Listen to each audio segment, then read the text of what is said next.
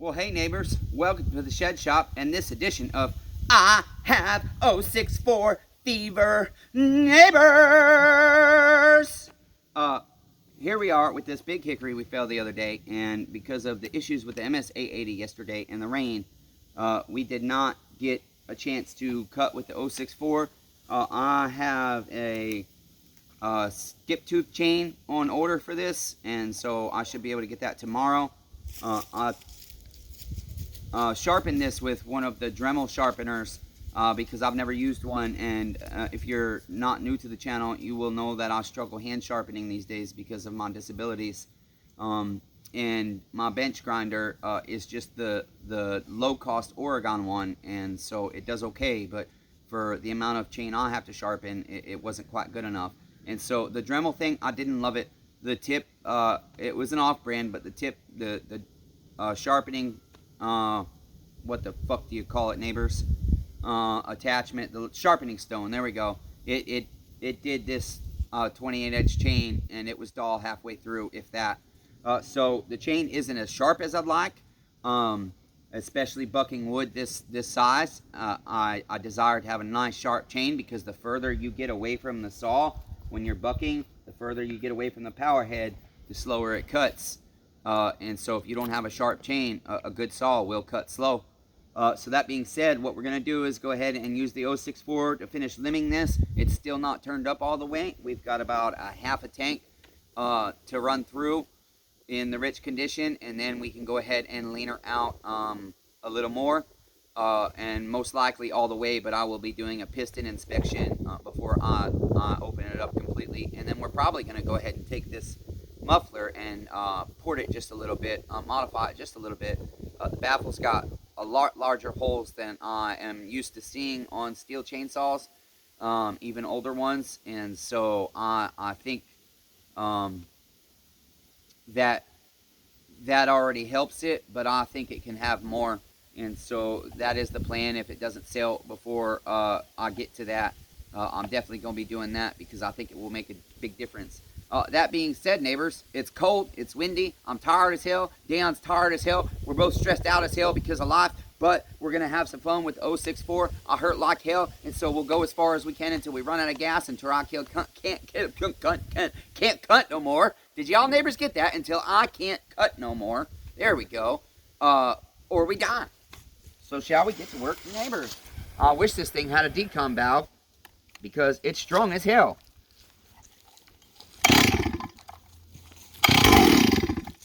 It's 2.2 and 2.3 usually on this one.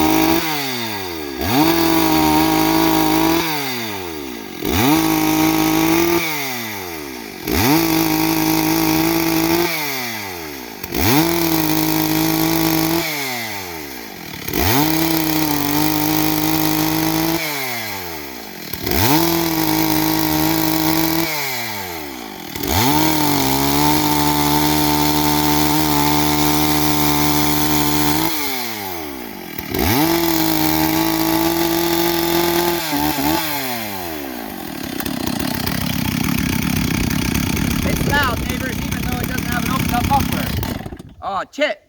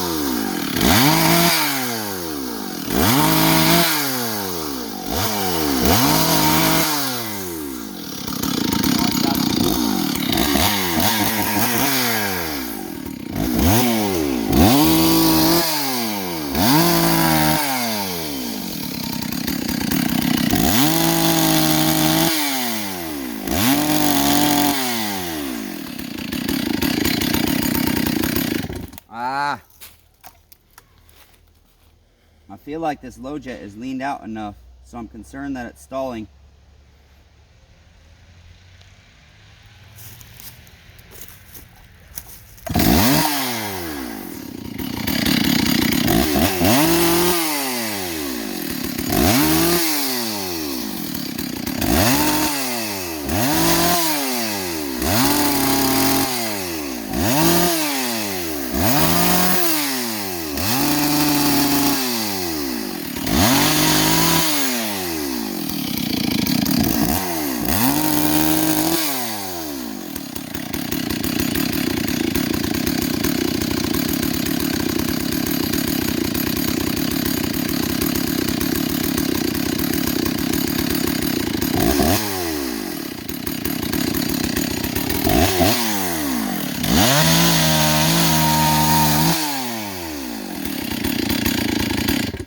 Okay, Dion's gonna pause you. My 16-inch magnet so I can cut my chit to 16 inches exact, neighbors.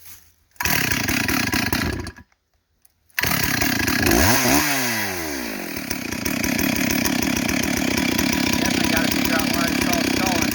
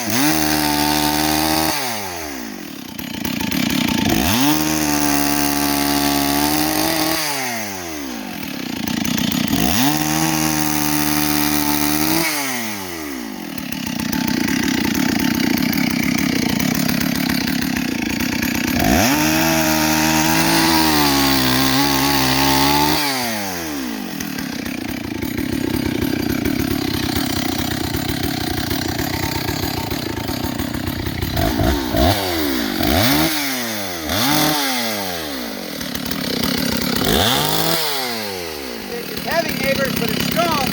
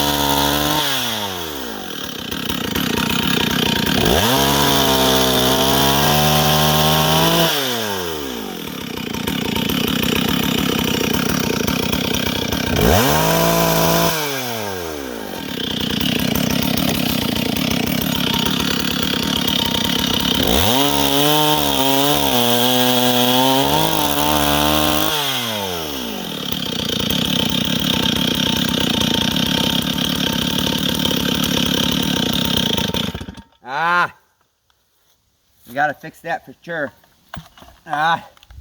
Getting tired, neighbor, sorry.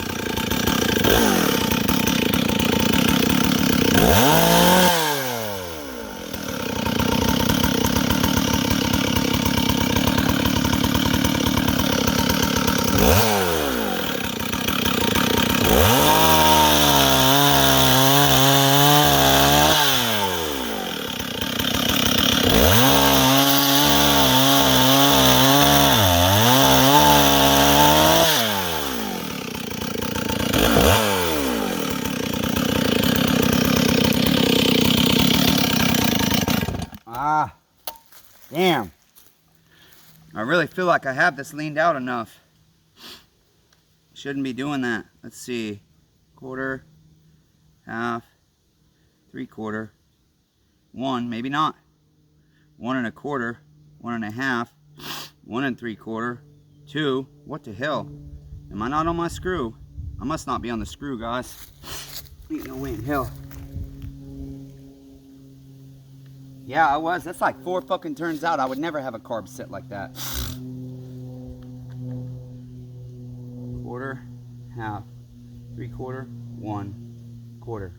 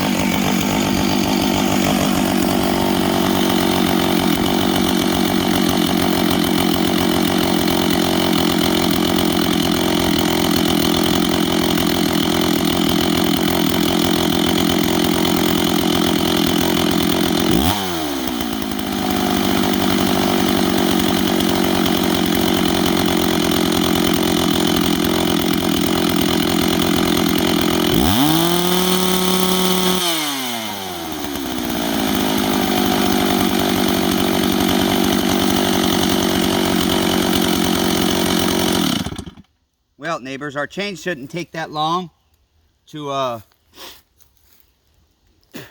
when you let off the throttle, your chain should stop pretty quickly. If it's loose, it will be a little bit, but our chain is the perfect tension almost. So that could be a couple of different things. We're still seating the rings, and when you're seating rings on saws, sometimes they seat real easy, and sometimes it takes a little more work. It also could be, goodness, neighbors.